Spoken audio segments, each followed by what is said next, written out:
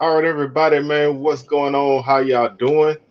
Welcome to another edition of SWAC Talk, the show we cover the SWAC inside and out. I am your tour guide, C. Wells, coming at you, and I'm just throwing a couple things, like I said, putting a couple things in the tuck, man, in the lab again.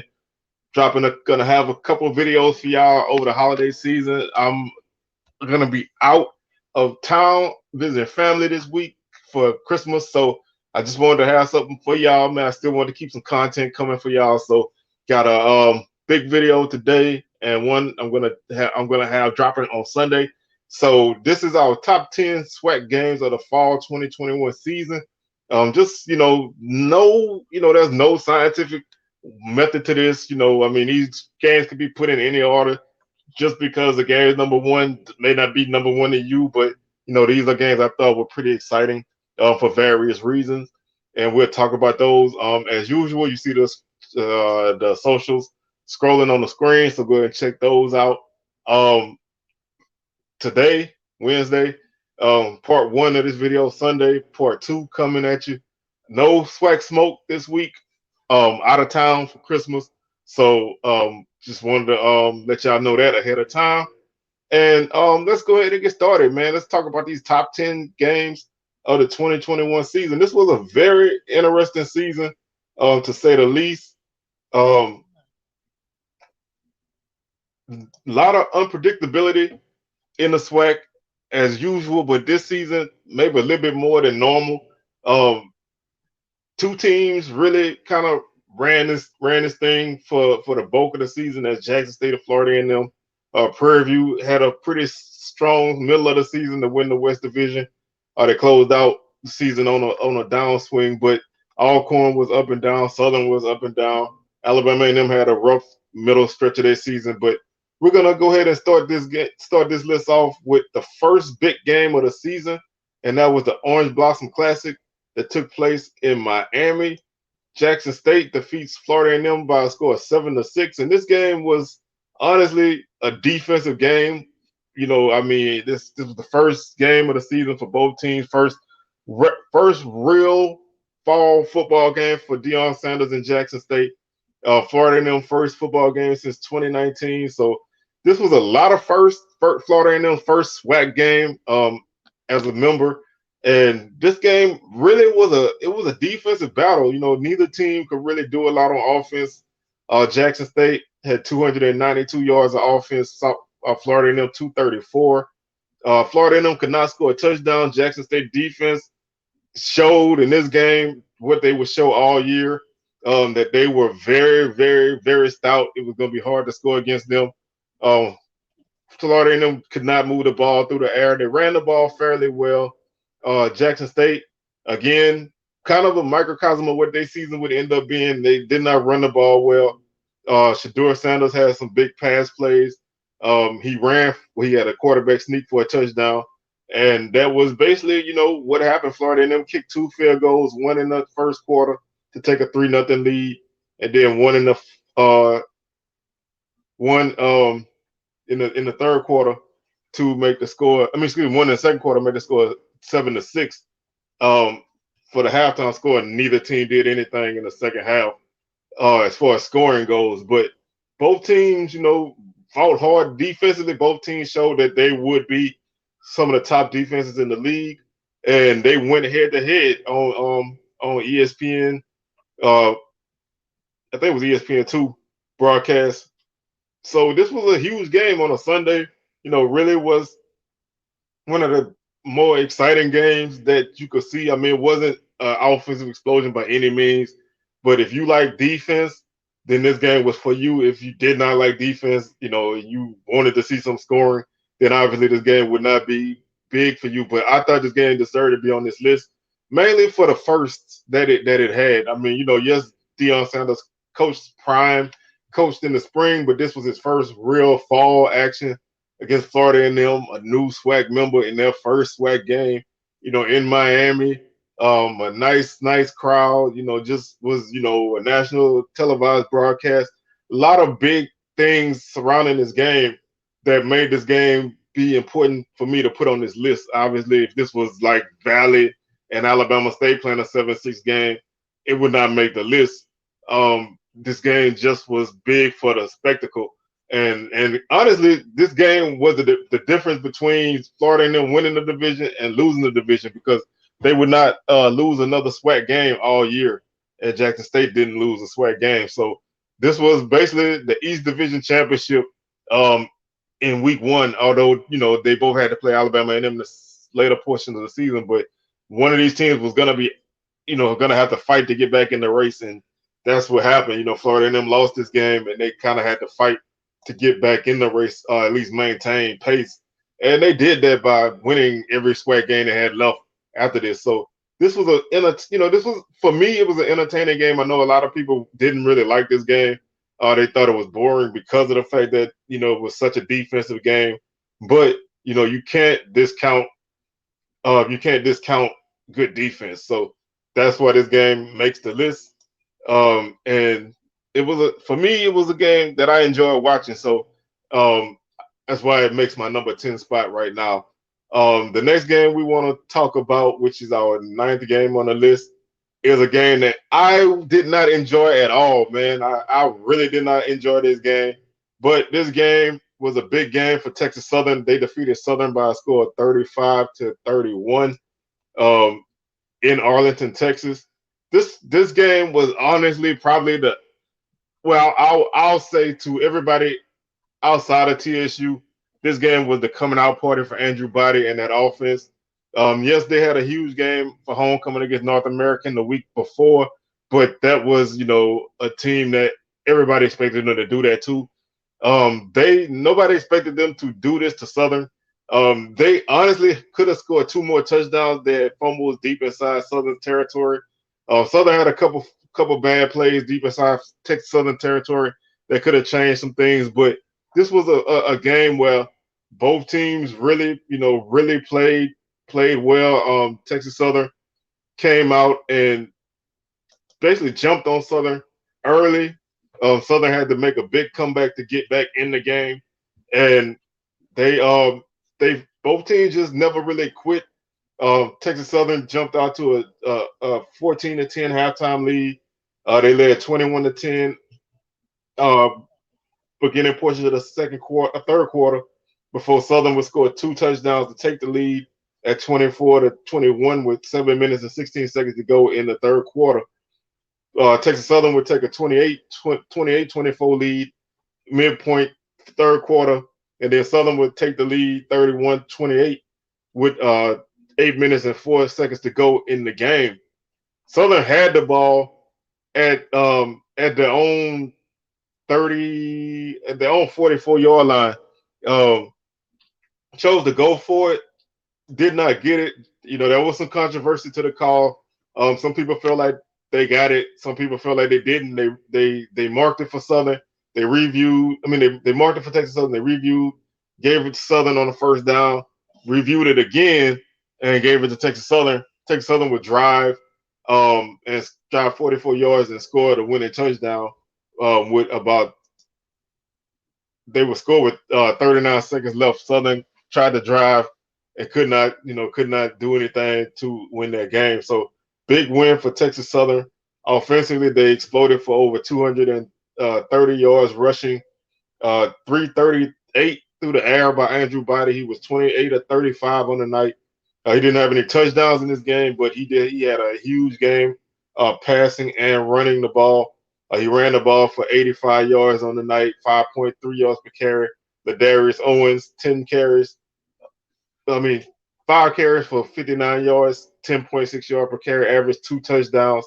Ja'Cory Howard, 6 carries for 40 yards and 3 touchdowns. Body 28 of 35, 338 passing, no touchdowns, no interceptions. Southern ran for over 349 yards 322 yards on the night. 4 touchdowns. Devon being 151 yards and a touchdown. Kobe Dillon 96 yards and a touchdown. Marquise McClain 66 yards rushing and a touchdown. Passing, both teams had guys almost over 100 yards. McClain 6 catches for 96 yards for Southern. Keelan Davis 6 catches for 98 yards for Texas Southern. And Texas Southern completed passes to multiple guys. Southern just did not have any answer for this team. And this game, would show later in the season that this offense for Texas Southern would be very explosive. They would ultimately finish in the top half of the conference in every offensive category. They were a very explosive offense, and this was kind of the game that was their coming out party. Big upset for them. First victory over Southern in quite some time, and it was an entertaining game. There were multiple chances that both teams had to put this game away early in the second half, but neither could do it. And it ultimately came down to Texas Southern's defense making the stop that they needed to make. Southern needed 1 yard, and the team that would the team that would end up leading the league in rushing could not pick up that 1 yard and basically seal this game away. So that was a huge victory for Texas Southern. It was a big loss for Southern and kind of put Southern on that tailspin toward the end of the season. But all credit to Texas Southern for picking up a big victory. And this was a game that if you can find it, I would suggest that you go back and watch it. This was an entertaining game. So really, I think if I can find the games, I'm going to make a playlist and I'll put it in the description. So, you can watch these games if you haven't seen them. The number 8 game on the list is another game that Southern lost. That's a trend in this top 5, this first 5 games. You see Southern losing a lot. I tried to really not make it so many Southern games, but Southern played some entertaining games against teams, and Southern lost some games to teams that hadn't beat them in a while. So these games made the list. Now, this game was a game that I kind of feel like, to me, it wasn't the most exciting game of the season, but a lot of people, when I asked for suggestions, they put this game on the list. So, I felt like it was only right for me to put it here. If it was up to me, I wouldn't put it here. I would not even put it in my top 100 because I hated this game with a passion. And that's basically because Southern lost, neither team had anything, to play for. But Grambling, they rallied around Coach Terrence Graves, and they played probably the best game that Grambling played all year. Southern was a typical 20-21 Southern game. They just did not play consistently. They played well on offense. Defensively, they did not play well. Grambling had their way with the running game. Grambling ran for 347 yards on the night. Southern ran for 241, so neither team could stop either team on the ground. But the 241 by Southern is not a surprise. The 347 by Grambling is a surprise because this offense just did not have anything going all year. Neither team really was killer in passing, but Grambling just played. They played their hearts out. Southern fought, but Grambling got the ball in a 26-all game with 3 minutes and 48 seconds left in the game. They drove 61 yards. Garrett Urban kicked a field goal to win the game from 25 yards out, giving Grambling the victory. Urban was the Bayou Classic MVP for Grambling. He kicked 5 field goals on the night. That was basically the difference in this game. Obviously, it came down to a winning field goal, but he kicked 5 field goals in this game. He was a big factor for Grambling. But if Grambling could have finished any of those drives on touchdowns and not field goals, then Grambling probably wins this game comfortably. If Southern is able to keep Grambling out of field goal range, maybe getting a third down stop a couple yards further away on some of these drives, then Southern may win this game going away. So this was a game that could have went either way. Grambling led 16-13 at halftime, and then Southern came on pretty strong in the second half, scoring 2 touchdowns in the fourth quarter to ultimately end up tying the game at 26-all. And then Grambling got another field goal to win the game. So this was the second Bayou Classic in New Orleans in a row that it came down to a Grambling field goal attempt. 2019, Grambling had a chance to win the game on a field goal. It got blocked, and they actually had missed 3 field goals in that game. This game, Grambling was able to get that field goal and win. So this was one of the reasons why I will say this game deserves to be on the list was that this was obviously the first Bayou Classic in New Orleans since 2019. There was no 2020 season. They played a spring season. Bayou Classic was played in Shreveport. So being back in New Orleans, really a great crowd for two teams that came in with horrible records. Grambling came in at 3-7. Southern came in at 4-6. Obviously both teams out of the SWAC race. That was a pretty good crowd, and an energetic crowd. Both teams really did leave it on the field. Grambling just got the plays they needed at the end to win this game. So this, if for no other reason than for the atmosphere and the spectacle and what this game means, this was the reason why this game made my list. Like I said, if it was up to me, I would not put it on there, but I wanted to get suggestions from my listeners and everybody. I had quite a few people say that this game should be on there. So this is for y'all, man. I put this on there for y'all. The next game we're gonna go through is our number 7 game on the night on this list, and that's Valley picking up a big homecoming victory against North Carolina Central, 17-16. Valley at this point had not won a game yet, and North Carolina Central had beat Alcorn early in the season, so a lot of people were looking out for them. Valley played a tremendous game. This game came down to the very end of the game. North Carolina Central actually went up 10-0 on Valley in the first quarter, getting a field goal from 20 yards out and then a 26-yard touchdown pass with 59 seconds to go in the first quarter to take a 10-0 lead. Valley would strike back in the second half, scoring 10 points to tie the game. First, they got a field goal from 25 yards, and then that was with 37 seconds left in the half, and then basically with no time left in the half, they got a 41-yard pick six to go into the half tied at 10. Second half, North Carolina Central and Valley did nothing in the third quarter. Fourth quarter, Central got a 1-yard touchdown run, missed the extra point. They had a 16-10 lead. That score came with 25 seconds left in the game. There was a 9-play, 82-yard drive by North Carolina Central, taking 3:02 off the clock.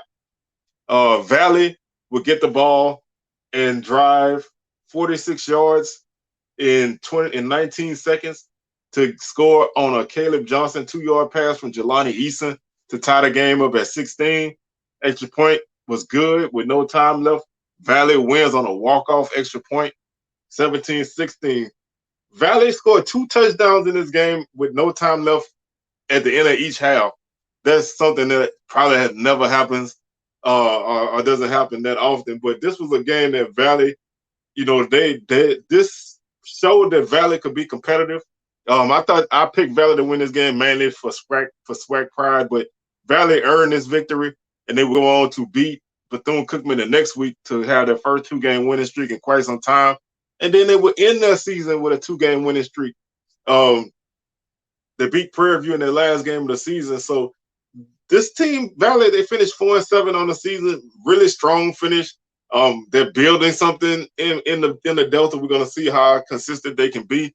But they're recruiting well right now, and they're building something. Coach Dancy is putting together a strong team that fights hard and doesn't quit. So this game definitely deserved to be on the list to me because it was a big win for Valley in a non-conference affair. SWAC always needs those, and it was Valley's first win of the season, and it kind of propelled them to the rest of the season, making them a tough out for everybody else that they had to face.